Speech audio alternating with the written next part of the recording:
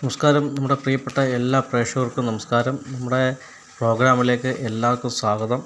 ഇന്ന് നമ്മൾ പരിചയപ്പെടുത്തുന്നത് KP ഷൺമുഖസുന്ദരം എന്ന ഒരു ശില്പിയാണ്. അദ്ദേഹം ആറന്മുള വാസ്തുവിദ്യാ ഗുരുകുലത്തിലെ അധ്യാപകൻ കൂടിയാണ്. അദ്ദേഹം ശില്പകലയെ പറ്റിയാണ് ക്ലാസ് എടുക്കുന്നത്. ചെങ്ങന്നൂർ സ്വദേശിയാണ്. അതെ പാരമ്പര്യമായിട്ട് അച്ഛനപ്പന്മാരുടെ കാലം മുതൽ ചെയ്യുന്നതാണ്. ഞാനിത് വന്നിട്ടൊരു 35 വർഷത്തോളം ആവുന്നുണ്ട്. ഇതിപ്പോൾ നമ്മൾ കാണുന്നത് അദ്ദേഹത്തിൻ്റെ പണിശാലയാണ്. ഈ പണിശാലയിലെ ധാരാളം ശില്പങ്ങൾ രൂപകൽപ്പന ചെയ്തുകൊണ്ടിരിക്കുകയാണ്. പല ക്ഷേത്രങ്ങളിലേക്കും ഉള്ള ശില്പങ്ങളാണ്. ഇതൊന്നും പൂർത്തീകരിച്ചിട്ടില്ല. ഇനി ഇതിൻ്റെ ഫിനിഷിംഗ് വർക്കുകൾ ധാരാളം കിടപ്പുണ്ട്. ചെങ്ങന്നൂർ മുണ്ടങ്കാവിലെ ഇൻഡസ്ട്രി ഏരിയയ്ക്കകത്താണ് അദ്ദേഹത്തിൻ്റെ പണിശാല സ്ഥിതി ചെയ്യുന്നത്. ഇവിടെയാണ് അദ്ദേഹത്തിൻ്റെ ശില്പകലകൾ അദ്ദേഹം ചെയ്തുകൊണ്ടിരിക്കുന്നത്. ക്ഷേത്ര ആചാരമായിട്ട് ബന്ധപ്പെട്ട ശില്പങ്ങളാണ് ഇവിടെ ചെയ്തുകൊണ്ടിരിക്കുന്നത്. അദ്ദേഹം കേരളത്തിലെ അങ്ങോളം ഇങ്ങോളം പല ക്ഷേത്രങ്ങളിലാണ് അദ്ദേഹം ഭാഗമാകാൻ അദ്ദേഹത്തിന് സാധ്യമായി അദ്ദേഹം കാണുന്നത്. ചെങ്ങന്നൂരിലെ എംസി റോഡിൽ കാണുന്ന ഓവർബ്രിഡ്ജിൻ്റെ അടുത്തായിട്ട് അദ്ദേഹത്തിന് സർഗശില്പ ആർട്സ് എന്ന് പറയുന്ന ഒരു ഓഫീസ് ഉണ്ട്. ഇവിടെ അദ്ദേഹത്തിൻ്റെ അനുജനാണ് ഇരിക്കുന്നത്. അവിടെ അദ്ദേഹം ഇവിടെ രൂപകൽപ്പന ചെയ്ത ശില്പങ്ങളൊക്കെ കുറേയൊക്കെ അവിടെയും സൂക്ഷിക്കുന്നുണ്ട്. കൂടാതെ അദ്ദേഹത്തിൻ്റെ പണിശാലയിൽ ആണ് കൂടുതലും ശില്പങ്ങൾ രൂപകൽപ്പന ചെയ്തുകൊണ്ടിരിക്കുന്നതും സൂക്ഷിക്കുന്നതും. അത് ചെങ്ങന്നൂർ മുണ്ടങ്കാവിലെ ഇൻഡസ്ട്രി ഏരിയയ്ക്കകത്താണ് ഓഫീസ് സ്ഥിതി ചെയ്യുന്നത്, പണിശാല സ്ഥിതി ചെയ്യുന്നത്. ഇവിടെ ധാരാളം ശില്പങ്ങൾ രൂപകൽപ്പന ചെയ്തുകൊണ്ടിരിക്കുകയാണ്. അദ്ദേഹത്തിൻ്റെ വർക്കേഴ്സും ഒക്കെ ഉണ്ട് ഇവിടെ.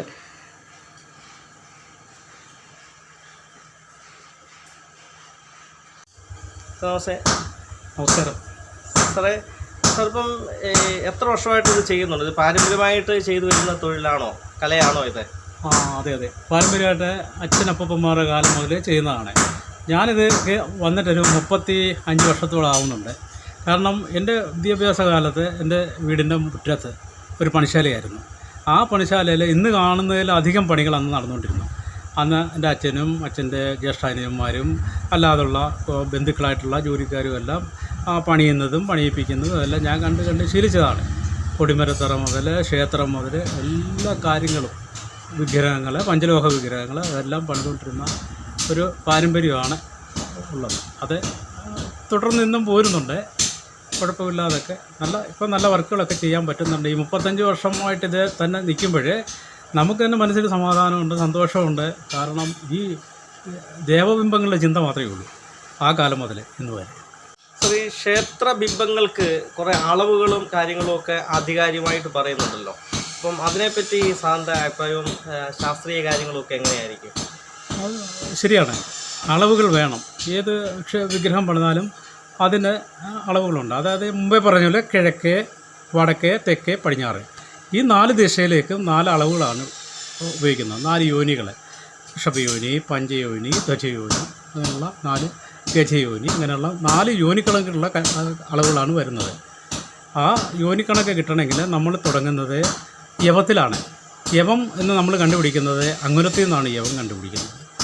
അങ്കുലം കണ്ടുപിടിക്കുന്നത് കോലിൽ നിന്നാണ്. അതായത് ഒരു കോൽ എന്ന് പറഞ്ഞാൽ 24 അങ്കുലം. അതിൽ നിന്ന് ഒരു അങ്കലം എന്ന് പറഞ്ഞാൽ 24-1 ഒരങ്കലം. നമ്മുടെ വിഗ്രഹത്തിൻ്റെ അളവ് കണ്ടുപിടിക്കും പ്രധാനമായിട്ടും മുഴക്കോലിൽ നിന്ന്. ആ ഒരു അങ്കലത്തെ ഇന്നത്തെ എളുപ്പ വഴിക്ക് അന്ന് മുഴക്കോല് കൊണ്ടാണ് അളക്കുന്നത്. ഇന്ന് ഒരു കോലെന്ന് പറയുന്നത് നമ്മുടെ മധ്യ തിരുവിതാംകൂറിൽ 72 സെൻറ്റിമീറ്റർ അന്ന് വിലയിരുത്തി വെച്ചിട്ടുണ്ട്. എങ്കിലും ചില ക്ഷേത്രങ്ങളിൽ പോകുമ്പം അവിടുത്തെ അളവുകൾ, അവിടുത്തെ മുഴക്കോല് കരിങ്കല്ലിലോ ഉത്തരത്തിലോ കുറിച്ച് വെച്ചിട്ടുണ്ട്. ആ അളവുകളാണ് എടുക്കുന്നത്. ചിലപ്പോൾ 73 കാണും. അപ്പോൾ വടക്കും തെക്കും രണ്ടും വ്യത്യാസമുണ്ട്. മധ്യ കേരളത്തിൽ ചെയ്യുമ്പോൾ, നമ്മുടെ തിരുവിതാംകൂറിൽ ചെയ്യുമ്പോൾ 72 സെൻറ്റിമീറ്റർ മധ്യ തിരുവിതാംകൂർ എടുക്കാറുണ്ട്. ഒരു അങ്കലം എന്ന് പറയുന്നത് നമ്മൾ ഇംഗ്ലീഷ് കണക്കെടുക്കുകയാണെങ്കിൽ 3 സെൻറ്റിമീറ്റർ. ആ 3 സെൻറ്റിമീറ്ററിൻ്റെ 8-1 ഒരു യവം എന്ന് പറയുന്നത്. അപ്പോൾ അങ്ങനെ പറയുമ്പോൾ എത്ര 127 യവം വരുന്നുണ്ട്. 127 യവം എന്ന് വെച്ചാൽ 16 അങ്കലം. 16 അങ്കലം എന്ന് പറഞ്ഞാൽ 48 സെൻറ്റിമീറ്റർ. അത് ശിഷ്ടം കൂടിയോ കുറഞ്ഞോ വരാം. അപ്പോൾ അത് കണക്കാക്കി എടുക്കുക. ആ 48 സെൻറ്റിമീറ്റർ എന്ന് പറയുന്നത് കിഴക്കോട്ടുള്ള ദർശനത്തിലാണ് എടുക്കുന്നത്. ആ 127 യവക്കണക്കിലാണ് ശബരിമല വിഗ്രഹവും നിർമ്മിച്ചിരിക്കുന്നത്. നമ്മുടെ പൂർവികരെ, എൻ്റെ മാതാവിൻ്റെ കുടുംബക്കാരാണ് ചെയ്തത്. അപ്പോൾ 127 യവത്തിലുള്ള ആ വിഗ്രഹമാണ് അവിടെ വെച്ചിരിക്കുന്നത്. അപ്പം കിഴക്കോട്ട് വരും 127. 127 8 കൂടിയാൽ വീണ്ടും കിഴക്കോട്ട്, വീണ്ടും 8, അതായത് ദിക്കുകൾ 8 എണ്ണം. ആ ദിക്കുകളനുസരിച്ച് അവിടോട്ട് 8 കൂട്ടി 127 അങ്ങനെ വരും. പിന്നെ 29 യവം എന്ന് പറഞ്ഞാൽ പടിഞ്ഞാറ് ധ്വജയോനി. ആ പടിഞ്ഞാറുള്ള ധ്വജയോനി എന്ന് പറഞ്ഞാൽ ഉരുണ്ട ഷേപ്പാണ്. അത് എങ്ങോട്ടും വെക്കാമെന്നാണ് പറയുക, അത്യാവശ്യ ഘട്ടത്തിൽ എങ്ങോട്ടും വെക്കാതെ. അപ്പോൾ അത് വെക്കുമ്പോഴേ പടിഞ്ഞാട്ട് ദർശനമായിട്ട് 27 യവക്കണക്കിലാണ് വരുന്നത്. ആ 27ൽ നിന്ന് 8 കൂട്ടി 35, 43, 8, 51, 59 അങ്ങനെയുള്ള യവക്കണക്ക് കൂടി ആ വിഗ്രഹത്തിന് കണക്കെടുക്കുക. ആ കണക്കെടുക്കുന്ന ആ വിഗ്രഹങ്ങൾ ആ പടിഞ്ഞാട്ടേ വെക്കാവൂ. വടക്കോട്ടും അതനുസരിച്ച്, അതായത് പടിഞ്ഞാട്ട് വന്ന 27ൽ നിന്ന് 2, 4, 6, 8 അങ്ങനെ വരുമ്പോൾ ഒരു ചുറ്റി വരുന്നത്. അങ്ങനെ കണക്ക് കൂട്ടി തെക്കും വടക്കും പടിഞ്ഞാറും ഉള്ള കണക്കുകൾ എടുക്കുക. പക്ഷേ ആ കണക്കുകൾ എന്ന് പറയുന്നത് കൃത്യമായി പറഞ്ഞാൽ സത്യമാണ്. അത് കിഴക്കോട്ടുള്ളൊരു ബിംബം പണിതാൽ അത് കിഴക്കോട്ടേ ഇരിക്കുകയുള്ളൂ. ഒരു കാരണവശാലും അത് പടിഞ്ഞാട്ട് വെക്കാൻ പാടില്ല. പടിഞ്ഞാട്ട് വെച്ചാൽ അതിൻ്റെ അകത്ത് ആ സാന്നിധ്യം, ആ ദേവൻ്റെ സാന്നിധ്യം എന്തൊക്കെ ചെയ്താലും ഉണ്ടാവുകയില്ല. വിഗ്രഹത്തിന് പിഴവ് പറ്റാൻ പാടില്ല. അതിൻ്റെ ഉദാഹരണം എന്ന് പറഞ്ഞാൽ നമ്മളിപ്പം ഭൂമിക്കൊരു കാന്തിക വലയമുണ്ട്. ആ കാന്തിക വലയം സത്യമായതുകൊണ്ടാണ് നമ്മൾ വടക്ക് നോക്കി വെക്കുമ്പോൾ അത് തെക്ക് വടക്കിരിക്കുന്നത്. എന്നാൽ പിന്നെ അത് കിഴക്കോട്ട് ഇരുന്നാൽ പോരെ. ആ കാന്തിക വലയം സത്യമാണെങ്കിൽ ഈ അളവുകളെല്ലാം 4 ദിശയിലോട്ടും വരുന്നത് അത് സത്യമാണ്. ചിത്രഗുണങ്ങളാണ് കാവുകളിലെ സർപ്പപ്രതിഷ്ഠ എന്ന് പറയുന്നത് കാവുകളിലും വരാം, ക്ഷേത്രത്തിൻ്റെ കന്നിക്കൊണ്ടും മീനക്കൊണ്ടും ഒക്കെ സർപ്പപ്രതിഷ്ഠകൾ വരാറുണ്ട്. നാഗരാജാവ്, നാഗേക്ഷി, ചിത്രകൂടം അങ്ങനെയാണ് ഒരു സർപ്പപ്രതിഷ്ഠ വരുന്ന ഒരു പീഠത്തിൽ. അല്ലാതെ അധമസർപ്പങ്ങൾ, ആഗമസർപ്പങ്ങൾ അവർക്കെല്ലാം ചിത്രകൂടങ്ങൾ വയ്ക്കാറുണ്ട്. ചിത്രകൂടത്തിന് ഒരു ചുറ്റുണ്ട്. ആ ചുറ്റു കണക്ക് കൊടുക്കുന്ന ഭിത്തിയാണ്. മേക്കൂര ഉള്ളതുകൊണ്ട് മേക്കൂര ഇത്, അതായത് പാതകം, ഭിത്തി, മേക്കൂര ഈ 3 ഭാഗങ്ങളായിട്ട് വരുന്നുണ്ട്. ഈ പാതകം വരുന്നത് അമ്പലത്തിൻ്റെ തറയായിട്ട് സങ്കല്പിക്കുന്നുണ്ട്. ഇത് ക്ഷേത്രത്തിൻ്റെ ഭിത്തിയായിട്ട് സങ്കല്പിക്കും. സങ്കല്പമല്ല, ആ അളവിൽ പണിതെടുക്കുക. അപ്പോൾ ഇതാകുമ്പോൾ ഇതൊരു 55 യവം എന്നുള്ള കണക്കാകുമ്പോൾ ഓരോ അങ്ങലം തള്ളിയാണ്. ഉദാഹരണം 55 യവം എന്ന് പറഞ്ഞുള്ളൂ. ഇത് അതിൽ കുറവാണ്. അങ്ങനെ ഉള്ള കണക്കിലാണ് ചതുരം നിശ്ചയിക്കേണ്ടത്. പ്രധാനമായിട്ടും ഇതിൻ്റെ അളവ് പ്രധാനമാണ്. കിഴക്കോട്ട് വരുന്നത്, പടിഞ്ഞാട്ട് വരുന്നത്, തെക്കോട്ട് വരുന്നത്, വടക്കോട്ട് വരുന്നത്. അങ്ങനെ മഹാദിക്കുകൾ 4 എണ്ണമുണ്ട്. മൊത്തത്തിൽ ദിക്കുകൾ 8ആണ്. അധമ ദിക്കുകളാണ് 4 എണ്ണം. കിഴക്ക്, പടിഞ്ഞാറ്, തെക്കേ, വടക്ക് ഇങ്ങനെ 4 ദിക്കുകളിലേക്ക് ഉള്ള ദർശനങ്ങൾ ഉത്തമമായിട്ട് വരും. ദേവപ്രതിഷ്ഠ ഈ 4 ദിക്കിലൊക്കെ വരാറുള്ളൂ. അപൂർവമായിട്ട് തെക്കോട്ടുള്ള പ്രതിഷ്ഠകളും വരുന്നുണ്ട്. അപ്പോൾ ചിത്രകൂടം, ഇതിന് അപ്പുറം നാഗരാജാവിൻ്റെ ബിംബവും നാഗേക്ഷിയുടെ ബിംബവും ഒരു തറയെ വരാറുണ്ട്. അപ്പോൾ അതിൻ്റെ അനുവാദമായിട്ട് ചിത്രകൂടത്തിന് കണക്കെടുത്ത് പണിയുന്നു. ഈ ശിവലിംഗത്തിൻ്റെ പീഠമാണ്. ഈ പീഠത്തിലേക്കാണ് ശിവലിംഗം ഉറപ്പിക്കുന്നത്.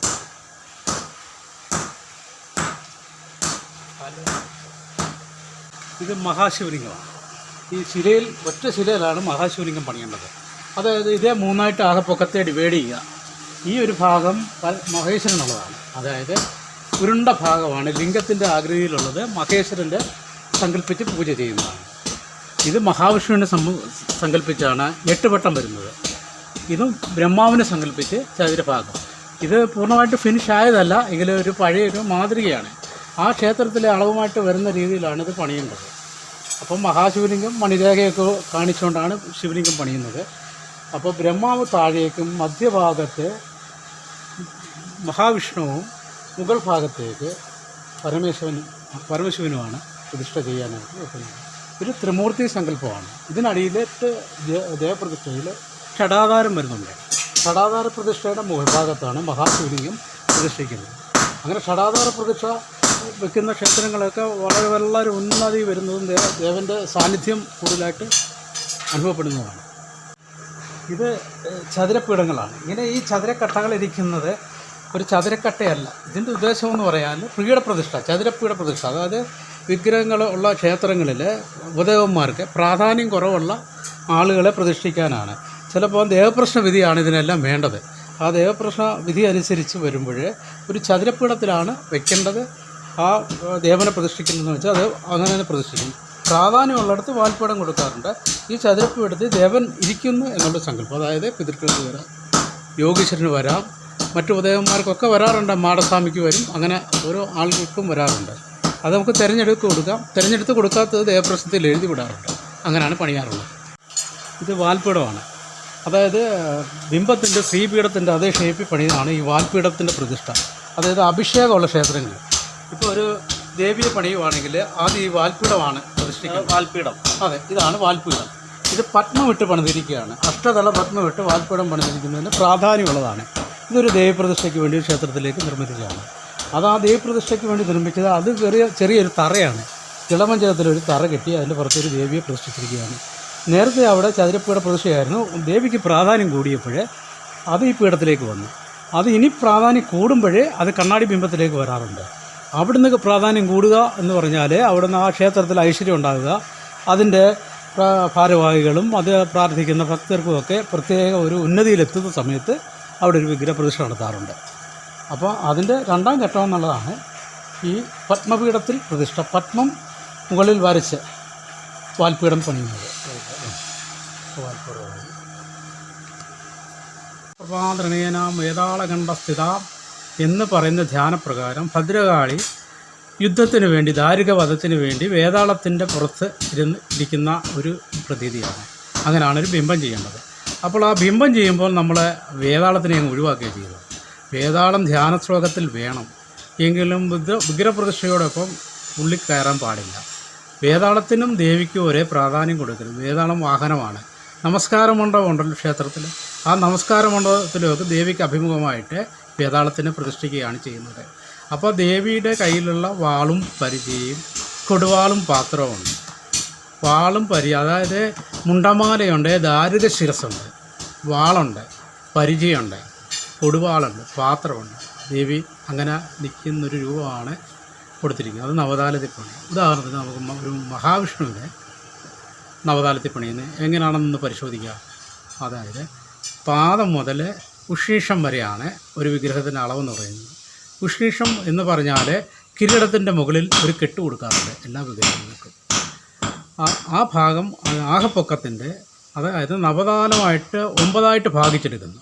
ആ 9 ഭാഗത്തിൻ്റെ 4/1 ഭാഗം അതിന് കൊടുക്കുന്നുണ്ട്. അതായത് ഉഷീഷത്തിന് കൊടുക്കുന്നുണ്ട്. ഉഷീഷം കഴിഞ്ഞ് മുഖമാണ് വരുന്നത്. ആ മുഖത്തിന് ഒരു ഭാഗം കൊടുക്കുന്നുണ്ട്. അത് കഴിഞ്ഞ് കണ്ടം, കഴുത്ത് വരുന്നുണ്ട്, അത് 1/4 ഭാഗം. പിന്നെ കഴുത്തിൽ നിന്നും താഴേക്ക് നെഞ്ച്, അതായത് മുലക്കണ്ണ് വരെ ഒരു താലം കൊടുക്കുന്നുണ്ട്. പൊക്കിൾ വരെ ഒരു താലം, അത് നാഭി വരെ ഒരു താലം. അങ്ങനെ വരുമ്പോൾ എന്തായാലും മധ്യഭാഗമായി കഴിഞ്ഞു. നാഭി വരെ മനുഷ്യൻ്റെ അളവ് അങ്ങനെ തന്നെയാണ്. സെൻറ്റർ ഭാഗം വന്നു കഴിഞ്ഞു. അവിടുന്ന് 2 താലമാണ് മുട്ടിൻ്റെ നീളം, മുട്ട് വരെ തുടകൾ നീളം.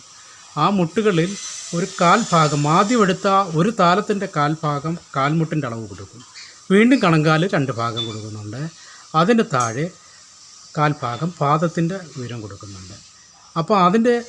അപ്പോൾ ഉയരത്തിൻ്റെ കണക്ക് നവതാലമായി. അതനുസരിച്ച് വണ്ണം കൊടുക്കണം. വണ്ണം നിശ്ചയിക്കുമ്പോൾ പാർഷികൈ വരുന്നുണ്ട്. പാർഷികൈ എന്ന് പറഞ്ഞാൽ ആയുധം പിടിച്ച കൈകൾ. അത് 5 ഭാഗമായിട്ട് ക്രോസ് വരുന്നു. അതായത് 9 ഭാഗിച്ചതിൻ്റെ ഒരു ഭാഗം ഇൻറ്റു 5, അതായത് പാർഷികൈ. കിരീടത്തിൻ്റെ പാർഷികയുടെ പൊക്കം കൈവിരലുകൾ മടക്കി പിടിക്കുമ്പോൾ തോൾപ്പൊക്കം വരെയാവാവും. ആ തോൾപ്പൊക്കത്തിൽ നിന്ന് ആയുധത്തിൻ്റെ പൊക്കം ഉഷീഷം വരെ പൊക്കം കൊടുക്കാൻ പാടില്ല.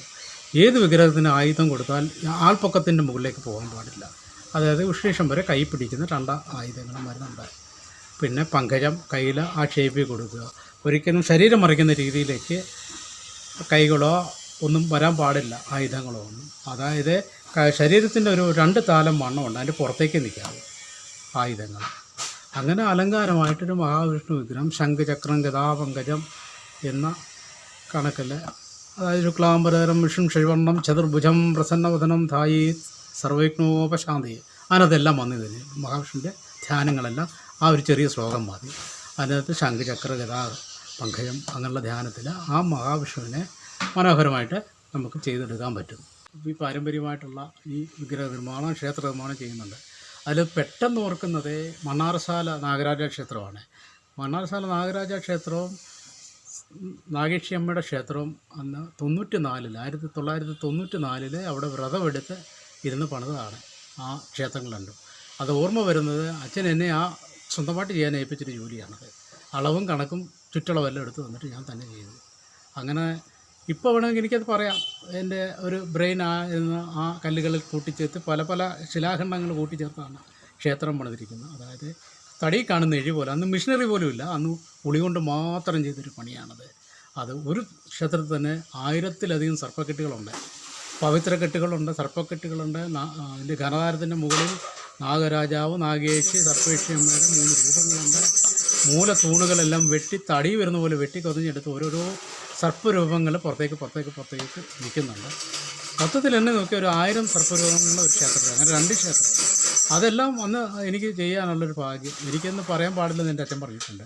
കാരണം എന്നോട് ചോദിച്ച് എന്തൊക്കെ പണിതിട്ടുണ്ട്, സത്യം പറഞ്ഞാൽ ഒന്നും ഓർക്കുന്നില്ല. അച്ഛൻ പറഞ്ഞിട്ടുണ്ട്, നമ്മൾ ഏത് ജോലി ചെയ്താലും നമ്മൾ ഈശ്വരൻ്റെ ഒരു ഉപകരണം മാത്രമാണ്. ആ ജോലി ചെയ്യുമ്പോൾ അതങ്ങ് മറന്നേക്കുക, അടുത്ത ജോലിയിലേക്ക് പ്രവേശിക്കുക. കാരണം ഞാനത് ചെയ്തു എന്ന് ചിന്തിച്ചാൽ നമുക്ക് അടുത്ത് ചെയ്യാൻ ഒക്കുകയില്ല.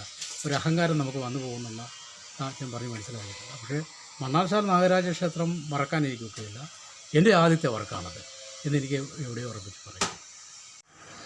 ചെങ്ങന്നൂരിലെ മുണ്ടങ്കാവിലെ ഇൻഡസ്ട്രിയിലിനകത്ത് നിൽക്കുന്ന അദ്ദേഹത്തിൻ്റെ പണിശാലയാണ്. ഇവിടെയാണ് അദ്ദേഹം നിർമ്മിക്കുന്ന ശില്പങ്ങളൊക്കെ രൂപകൽപ്പന ചെയ്യുന്നത്. ഇത് വിവിധ ശിവലിംഗങ്ങളും മറ്റ് ക്ഷേത്ര ബിംബങ്ങളും ഒക്കെയാണ് നമ്മൾ കാണുന്നത്. ഇവിടെ ധാരാളം ക്ഷേത്രങ്ങളുടെ വർക്ക് നടക്കുന്ന ഒരു പണിശാലയാണ്. ദേവി ബിംബങ്ങളൊക്കെയാണ് നമ്മൾ കാണുന്നത്. ഇത്തരം ധാരാളം ബിംബങ്ങളൊക്കെ അദ്ദേഹം പല ക്ഷേത്രങ്ങളിലായിട്ടും നിർമ്മിച്ചു കൊടുത്തുകൊണ്ടിരിക്കുകയാണ്. അദ്ദേഹത്തെ കോണ്ടാക്റ്റ് ചെയ്യാനുള്ള നമ്പറുമൊക്കെ നമ്മളിവിടെ പ്രദർശിപ്പിച്ചിട്ടുണ്ട്. ആർക്കെങ്കിലും അദ്ദേഹമായിട്ട് എന്തെങ്കിലുമൊക്കെ തരത്തിൽ, അതായത് എന്തെങ്കിലും സംശയങ്ങൾ ചോദിക്കുവാനോ ബിംബങ്ങളുടെ ഭാഗമായിട്ടോ എന്തെങ്കിലും ബിംബങ്ങൾ പണിയിക്കുവാനോ ഒക്കെ ആയിട്ട് എന്തെങ്കിലുമൊക്കെ ആവശ്യങ്ങളുണ്ടെങ്കിൽ അദ്ദേഹത്തെ നിങ്ങൾക്ക് നേരിട്ട് ബന്ധപ്പെടാനുള്ള നമ്പർ ഇവിടെ നമ്മൾ പ്രദർശിപ്പിച്ചിട്ടുണ്ട്. വീഡിയോ ഇഷ്ടപ്പെട്ടില്ല സപ്പോർട്ട് ചെയ്യുക, ഫോളോ ചെയ്യുക. നമുക്ക് അടുത്തൊരു വീഡിയോയുമായി ഉടനെ തന്നെ കണ്ടുമുട്ടാം. എല്ലാവർക്കും നന്ദി.